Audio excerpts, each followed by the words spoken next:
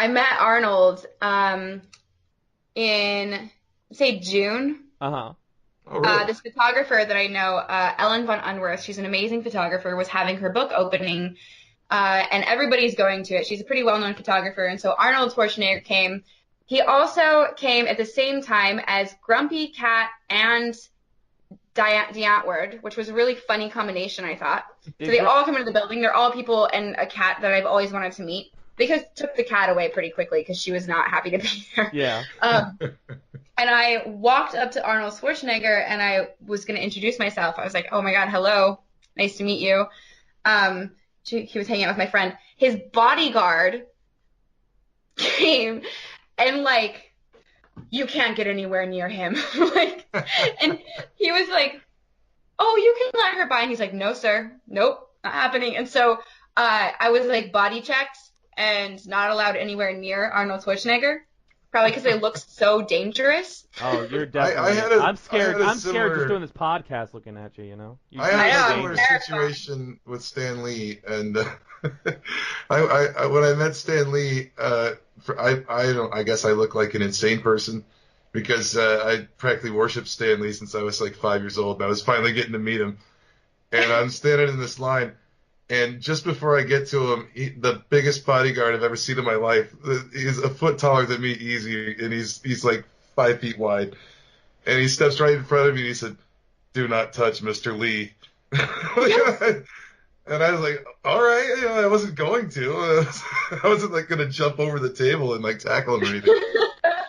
But I must have looked insane. I stood in a line for 4 hours to meet him, so I was waiting all day. And when I got there, I just looked disheveled and crazy. And so God bless his security guard keeping him safe. I mean, I would probably tell me to stay back too. It's so funny. When I was stationed in California when I was in the military, I was stationed there when Arnold first ran for governor of California, and that election period. Now, I wasn't a resident of California. I couldn't vote in that election. I was still a resident of my home state. But that election was the funniest thing I had ever seen in my life because it was Arnold Schwarzenegger, Gary Coleman, Mary Carey, and it was like every celebrity under the sun was running for office. I don't know if Mary is still in the business or not, in the adult business or not. I know she was on Celebrity Rehab with Dr. Drew a couple times. But really? Yeah, but that was like the funniest like goat rope I had ever seen in politics. Honestly, it almost trumped the Trump one because I mean you had Gary Coleman. Gary Coleman is great. You know, Mary Carey. Yeah. Mary, oh my God. I want to say Mary was like running for like her platform was to make breast implants non-taxable, so you couldn't tax like getting breast implants done or something like that. Classic. It was so fun. It was so fun. You have led an interesting life, my dear. You really have. I am just in awe of everything that you have done and that you are getting so. I mean, I follow you. I follow your Twitter, and I just see just an outpouring of great things from the fans. How much they love your work and that they adore talking to you. And you're very active with your fans on there.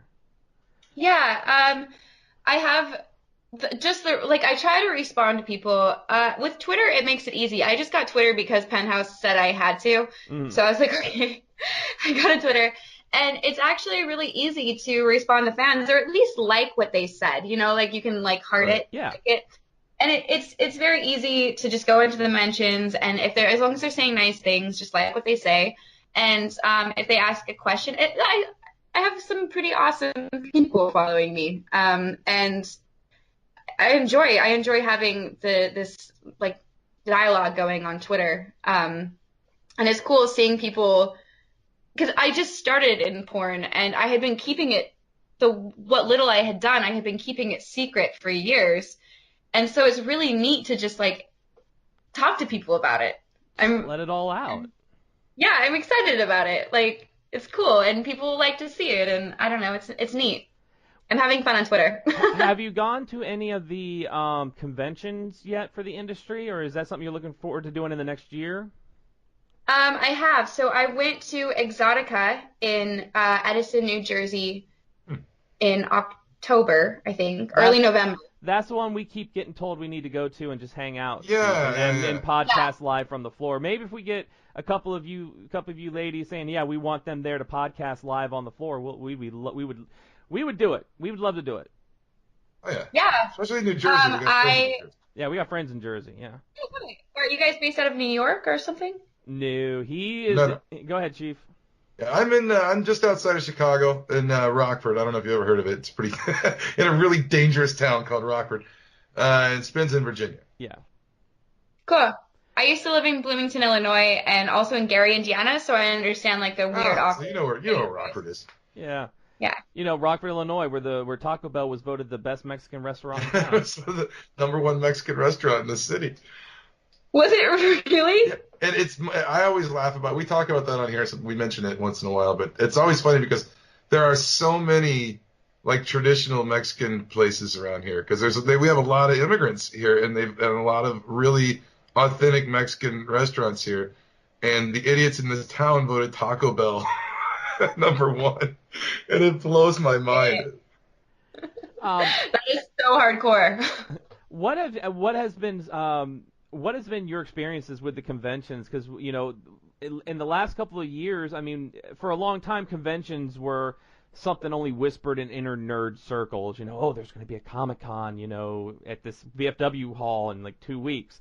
But now every weekend there's some type of convention going on. Like a major Comic-Con, ones too. a Brony Con, and now the adult industry has one. How awesome is that to go to those? What type of reception have you had, and how have the fans treated you being face-to-face like that?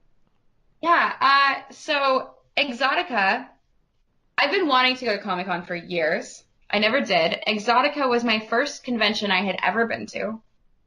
I had absolutely no idea what to expect, and I'm not really good at giant groups of people. I'm not an introvert, but I am close getting there. And so it was the first day. Fuck hair. My hair is just like going off on the side. And the first day I was very overwhelmed. I was happy, but I was overwhelmed. I had no idea what was going on at all. I was just like, okay, I'm just going to take an aspirin because there's somehow a lot of smoke in this place. I don't know how, so I'm just going to get through today. But it was fun because everybody was really nice, and people who recognized me, I was kind of blown away. And then the next few days, we were there for 3 days. It was really fun. I had a great time. Like, after you get into the swing of it and kind of understand how it works a little bit better, everybody was super nice. I got some people who wanted to, get photos with me and wanted to meet me, and I was like, you guys are rad. Like, there were just some people I would have hung out with, but they were just like, oh, we love your work. And I'm like, cool. I probably would love yours if it was around, So it was neat. Yeah, I liked it. And I'm going to AVN this year. And I hear that's bigger, which I'm slightly nervous about. But so I'm a wardrobe designer and a stylist, and I like wearing gowns, and I specialize in like 1910 to 1930s ball gowns and formal wear. Very nice. So I have over that away, I'm in my bedroom at the moment, so over that away I have my red carpet gown for the first night, and then I just ordered my white party gown, which I hear that everybody dresses casually, and I'm like, fuck you, I'm wearing all of the diamond rhinestones and this like sparkly dress. So live it up. Live it up. Yeah. So it's going to be So when you go there, I just wanted to know, when you go there, are you going there with like your your agency that represents you? Are you going by yourself? Do they have a table for you? Are you just walking around? What is there, like, you have to wear this, or you can wear whatever you want? I mean, what are the ins and outs of that? So I was asked by my agency to sign. I might be signing with Penthouse. Okay. And then I also have Fist Pump Studios that I'm signing for. Oh, cool. Who's the production company. So they just all asked me if I had signed at their booth for like this many hours a day, every day, or, just like my agency gives the girls who are signing a schedule, and then you take your DVDs and you take your stuff and you can sell your stuff there. I'm not a very good salesperson. I just kind of hope if people are coming to my booth and they like want something, but if not, like, it's cool. I don't know. I'm the worst salesperson ever. Hey, you did fantastic PR before you got on the interview tonight for your appearance tonight. That was fantastic PR. I forgot about that. I'm literally sitting here, I had shot you the Skype invite. I'm sitting here, I'm playing Dr. Mario just to kill time, and my phone is going buzz, buzz, buzz, buzz, buzz, buzz, buzz, and I'm looking at it, and it's just like. I'm like, awesome. Well, good. That's what I love. Yeah. I love that. Cool. Great. And we love having you on, and I am so glad that we did. And I'm so happy because it seemed like you were just so excited to come on tonight, and we were excited to have you on tonight. Yeah, I was excited to talk to you guys. Let us know. Go ahead and tell everyone your social media accounts and where they can see all your fantastic work. Yeah, so I have my Twitter, which is olive_glass_. So it's kind of long, or you could just like Google Olive Glass. And you can also find my Instagram as Glass Olive. And that's a lot more of my like artistic and fashion work. Cool. So yeah, you can get both. And then I have my website at officialglassolive.com. And I guess that's all of them. Olive, you have just been fantastic. Everybody needs to go and follow Olive. She is so wonderful. And you also need to go check out the trailer for The Brevengers, Age of Boltron. And Mad Maxine, right? Mad Maxine is the one. And yep, we'll check those out. We'll check those all out. Olive, it has been just simply fantastic to have you on. And yes, we want to thank you for so coming. Much. Thanks, guys. It was so fun. This was great. The time just flew by. We want to thank Olive for joining us tonight. Such a wonderful person, Chief. She's so awesome, and she's really cool, man. I wasn't sure you've done all of the setting this up, and you're the one that's been talking to her. I just met her there, and she's very cool, and she's gonna come back for commentaries in Nerd Rage Theater. So yes, definitely. So once again, thank you, Olive, for joining us tonight. We want to remind everyone listening that this Friday, December 15th. On our YouTube channel, we are going to go live for the first time ever. We're going to I keep forgetting we're doing that. We're doing that. We're going live. 1 full hour of just us. And there will be a chat function up, so you'll be able to chat with us. So that's right. And Chief is going to, I'm going to let Chief go off this Friday night about The Walking Dead. This Friday night, Chief is going to let it all hang out live on the YouTube. Gimple better fucking put some earplugs in because I'm going to blow his head off. So, that's this weekend, or that's this Friday, but right now, we need to hit that spoiler alert because we've got 5 comic books from DC to review this week. Spoiler alert! Spoiler alert! The Renegades are about to spoil this week's DC Comics.